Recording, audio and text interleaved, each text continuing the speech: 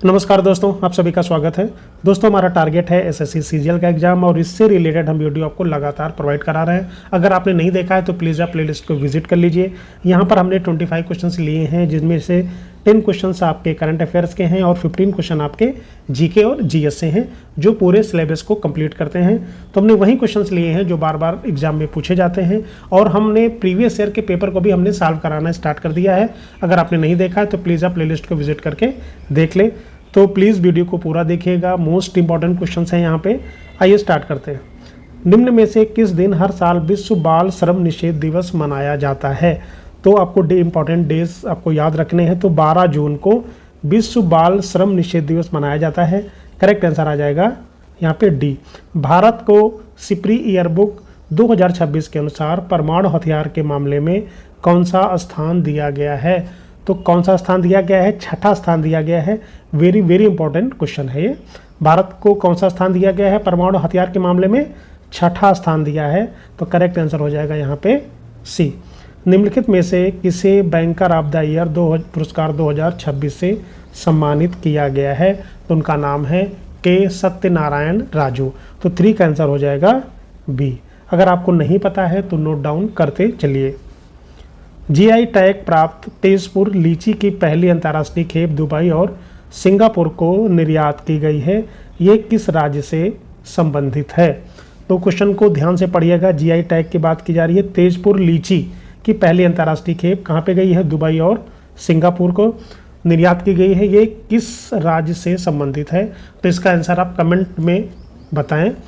इसका correct answer हो जाएगा ए, यानी कि असम। ठीक है, आगे बढ़ते। निम्नलिखित में से किसके द्वारा चर्चा में रही view from the east wing किताब किसके द्वारा लिखी गई है? तो किसके द्वारा ये किताब लिखी गई है? तो इनका नाम है जिल बाइडेन। 5 का आंसर हो जाएगा डी। बुक का नाम याद रखना है view from the east wing. निम्नलिखित में से किस राज्य सरकार ने महिला सुरक्षा सुनिश्चित करने के लिए स्त्री राइड नामक पहल शुरू की है? क्या नाम उसका? स्त्री राइड नामक पहल शुरू की है। तो करेक्ट आंसर हो जाएगा 6 का सी, यानी तेलंगाना ने शुरू किया गया है। उसका नाम क्या है? स्त्री राइड नामक पहल तेलंगाना राज्य ने शुरू किया है। तो 6 का आंसर आ जाएगा सी।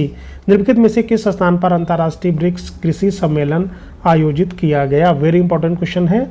ब्रिक्स कृषि सम्मेलन कहाँ पे आयोजित हुआ था? ये इंदौर में आयोजित किया गया था। तो 7 का आंसर हो जाएगा बी।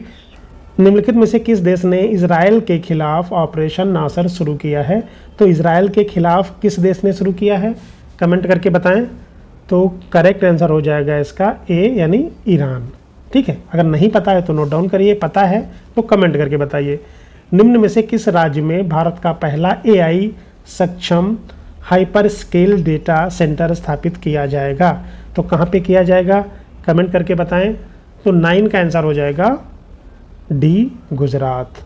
ठीक है, मैंने टाइम दिया है कमेंट करने के लिए, तो प्लीज़ कमेंट जरूर करें क्वेश्चन पढ़ने के बाद। अगर आप आंसर पता है तो कमेंट करें, वरना तो फिर हम नोट डाउन कर सकते हैं। ठीक, आगे बढ़ते हैं। निम्नलिखित में से किस राज्य सरकार ने ग्रामीण इलाकों में हाई स्पीड इंटरनेट कनेक्टिविटी को बढ़ाने के लिए प्रोजेक्ट गंगा शुरू किया है? तो प्रोजेक्ट गंगा किस राज्य ने शुरू किया है? तो कमेंट करके आप बता दें। तो इसका आंसर हो जाएगा सी, यानी उत्तर प्रदेश ने शुरू किया है। निम्न में से किस राज्य सरकार ने हाल ही में सरकारी नौकरियों के लिए 2 बच्चे का नियम हटा दिया है? वेरी इंपॉर्टेंट क्वेश्चन है। किसने हटा दिया है? मध्य प्रदेश ने हटा दिया है। तो 11 का आंसर हो जाएगा बी। अगर आपको आता था तो कमेंट करके बताएं। निम्न में से किस भारतीय को विरर बुक्स अवार्ड और general Douglas MacArthur military leadership writing award प्रदान किया गया? इसका आंसर आप कमेंट में दें। तो उसका 12 का आंसर क्या हो जाएगा? प्रभात मिश्रा। करेक्ट आंसर हो जाएगा ए। मंगोलिया में आयोजित महिला एशियाई व्यक्तिगत शतरंज चैंपियनशिप 2026 का खिताब किसने जीता है? तो ये वेरी इंपॉर्टेंट क्वेश्चन है। किसने जीता है? उनका नाम है सविता श्री भास्कर। तो करेक्ट आंसर हो जाएगा डी।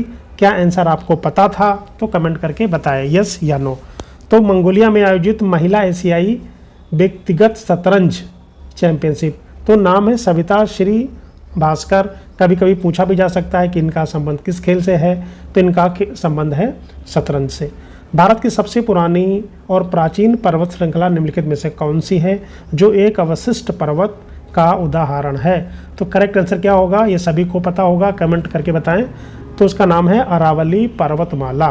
ठीक है, इसके बारे में आपको पता है कि ये भारत ही नहीं बल्कि दुनिया की सबसे प्राचीन पर्वत श्रृंखलाओं में से एक है। ठीक है, ये सबको पता है। मध्यकाल में भक्ति आंदोलन को दक्षिण भारत से उत्तर भारत में लाकर प्रसारित करने का मुख्य श्रेय निम्नलिखित में से किस संत को दिया जाता है? तो वेरी वेरी इंपॉर्टेंट क्वेश्चन है। दक्षिण भारत से उत्तर भारत में लाकर प्रसारित करने का जो श्रेय है वो किसको दिया जाता है? उनका नाम है स्वामी रामानंद। स्वामी रामानंद करेक्ट आंसर हो जाएगा ए। हमने स्टैंडर्ड क्वेश्चन लिए हैं जिस तरह से क्वेश्चन एसएससी सीजीएल में पूछे जाते हैं। निशानेबाजी और तीरंदाजी की खेल प्रतियोगिता में लक्ष्य के सबसे केंद्र वाले बिंदु को क्या कहा जाता है? वेरी इंपॉर्टेंट क्वेश्चन है। क्वेश्चन कह रहा है कि शूटिंग और तीरंदाजी की खेल प्रतियोगिता में लक्ष्य के सबसे केंद्र वाले बिंदु को क्या कहा जाता है?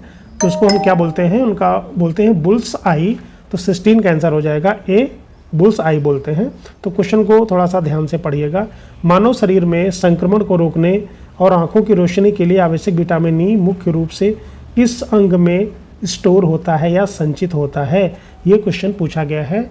आप कमेंट करके बताएं कि इसका आंसर आपको पता था या नहीं। तो 17 का आंसर क्या आ जाएगा? यकृत। ठीक है, तो आंसर आ जाएगा आपका बी। तो ये क्वेश्चन इंपॉर्टेंट है। तो विटामिन ए एक वसा में घुलनशील विटामिन है जो शरीर की तत्काल जरूरत के बाद हमारे लीवर यानी यकृत में भविष्य के लिए स्टोर हो जाता है। तो 17 का आंसर हो जाएगा बी, यकृत। 1857 के ऐतिहासिक भारतीय विद्रोह के समय भारत का गवर्नर जनरल कौन था? वेरी इंपॉर्टेंट क्वेश्चन है, क्योंकि हमने सभी क्वेश्चन इंपॉर्टेंट ही क्वेश्चन लिए हैं जो रिपीट होते हैं। तो उनका नाम क्या है? Lord Canning. तो 18 का आंसर हो जाएगा हमारा बी। ठीक है, लॉर्ड कैनिंग। तो लॉर्ड कैनिंग क्या थे? ये 1857 की क्रांति के समय भारत के गवर्नर जनरल थे और क्रांति खत्म होने के बाद इन्हें ही भारत का पहला वायसराय बनाया गया था। ये चीज़ नहीं पता है तो नोट डाउन करते चलिए। रूस के साइबेरिया क्षेत्र में स्थित विश्व की सबसे गहरी मीठे पानी की झील निम्नलिखित में से कौन सी है? तो कौन सी है? तो उसका नाम है बैकाल झील। तो करेक्ट आंसर हो जाएगा बी। ये सब क्वेश्चन आपको याद रखना है। अगर ऐसे क्वेश्चन आ जाएं ये जो बार बार रिपीट हुए हैं वो गलत नहीं होने चाहिए। तो रूस के साइबेरिया में स्थित बैकाल झील दुनिया की सबसे गहरी झील होने के साथ साथ पानी की मात्रा के हिसाब में मीठे पानी की भी सबसे बड़ी झील है। भारतीय संविधान में आपातकाल के दौरान मौलिक अधिकारों के निलंबन का सिद्धांत किस देश के संविधान से लिया गया है? क्वेश्चन इजी नहीं है, अगर आपको आता है तो कमेंट करके ज़रूर बताएं। और हमने बहुत ही अच्छा स्टैंडर्ड पेपर यहाँ पे तैयार किया है। तो यहाँ पे कह रहा है कि मौलिक अधिकारों के निलंबन का सिद्धांत किस देश के संविधान से लिया गया है? तो ये जर्मनी के संविधान से लिया गया है। करेक्ट आंसर हो जाएगा यहाँ पे बी। दंत चिकित्सकों द्वारा और सर्जरी के समय एनेस्थीसिया के रूप में उपयोग में ली जाने वाली लाफिंग गैस का रासायनिक नाम क्या है? तो लाफिंग गैस को हम लोग क्या बोलते हैं? Nitrous oxide. इसको लिखते हैं N2O। ठीक है, तो नाइट्रस ऑक्साइड करेक्ट आंसर हो जाएगा यहाँ पे बी। आगे बढ़ते हैं। तो नाइट्रस ऑक्साइड को हम लाफिंग गैस भी कहते हैं क्योंकि इसे सूंघने पर हल्की उत्तेजना और हंसी आती है। इसका उपयोग हल्के एनेस्थीसिया के रूप में दिया जाता है। ठीक है, आगे बढ़ते हैं। महिलाओं के अधिकारों और लैंगिक समानता के प्रति वैश्विक जागरूकता बढ़ाने के लिए प्रतिवर्ष अंतर्राष्ट्रीय महिला दिवस कब मनाया जाता है? तो अंतर्राष्ट्रीय महिला दिवस 8 मार्च को मनाया जाता है। ये क्वेश्चन तो इसका आंसर तो सभी को पता होगा।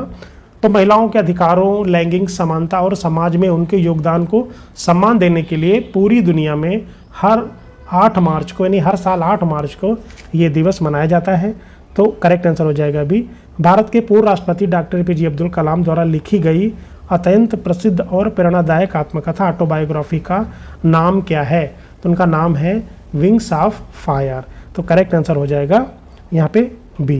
तो विंग्स ऑफ फायर इनकी आत्मकथा है और इसमें क्या था? ये डॉक्टर कलाम जी के संघर्षों की कहानी है। भारतीय अंतरिक्ष कार्यक्रम और मिसाइल निर्माण के सफ़र को उन्होंने बयां किया है और उनकी बेहद लोकप्रिय आत्मकथा में से एक है।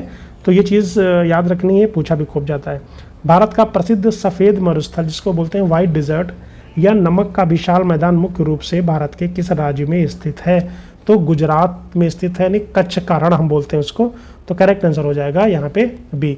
गुजरात के कच्छ के रण में मीलों दूर तक नमक की मोटी जो सफ़ेद जो परत है वो बिछी होने के कारण इस खूबसूरत भूभाग को भारत का सफ़ेद मरुस्थल भी कहा जाता है।